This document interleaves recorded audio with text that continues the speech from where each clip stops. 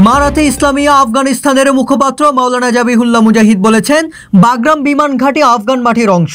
এটি না চীনের না আমেরিকার, এটি অন্য যে কোনো আফগান জমির মতোই। আমরা কখনোই আমাদের দেশের কোনো অংশ বিক্রি বা হস্তান্তর করব না। আল আরাবিয়াকে দেওয়া এক সাক্ষাৎকারে তিনি এসব কথা বলেন। জাবিহুল্লাহ মুজাহিদ বলেন, আফগানরা দখলদারিত্ব নিয়ে অত্যন্ত সংবেদনশীল। কোন আফগান তার ভূমির 1 ইঞ্চিও বাইরের কারো হাতে তুলে দিতে দেবে না। তাদের দেশে বিদেশি বাহিনীর উপস্থিতি কখনো গ্রহণ করবে না। বাগরাম ঘাঁটি নিয়ে ট্রাম্পের হুমকির জবাবে তিনি বলেন, মার্কিন দখলদারিত্বের 20 বছরে আফগানিস্তান ভয়ঙ্কর অভিজ্ঞতা পার করেছে।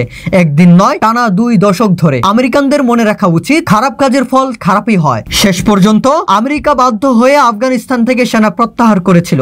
তিনি আরো বলেন, আফগানিস্তানকে দখল বা বশীভূত করা সম্ভব নয়। তাই আমেরিকার উচিত আফগানদের সঙ্গে রাজনৈতিক, কূটনৈতিক ও যৌক্তিকভাবে সম্পর্ক গড়ে তোলা। মুজাহিদ নিশ্চিত করেন, মার্কিন কর্মকর্তাদের সঙ্গে আলাপ হয়েছে, তবে তা কেবল বন্দি বিনিময়, কূটনৈতিক সম্পর্ক ও অর্থনৈতিক বিনিয়োগ নিয়ে। বাগরাম নিয়ে কোনো আলোচনা হয়নি। ট্রাম্প দাবি করেছিলেন যে মার্কিন যুক্তরাষ্ট্র বাগরাম ফেরত চায়, কারণ আমেরিকার কাছ থেকে তালেবানদের অনেক কিছু প্রয়োজন। ট্রাম্পের এমন দাবির জবাবে মাওলানা মুজাহিদ বলেন, আফগানিস্তান বিদেশি বিনিয়োগ চায়, আমেরিকার কাছ থেকেও চায়, কিন্তু এর মানে এই নয় যে বাগরামের বিনিময়ে চায়। আফগানিস্তান কখনোই এমন কোনো দাবি করবে না যেখানে নিজেদের কোনো জমি ছাড়তে হবে। আমাদের পক্ষ থেকে এমন কোনো অনুরোধ করা হয়নি এবং এর কোনো প্রয়োজনও নেই।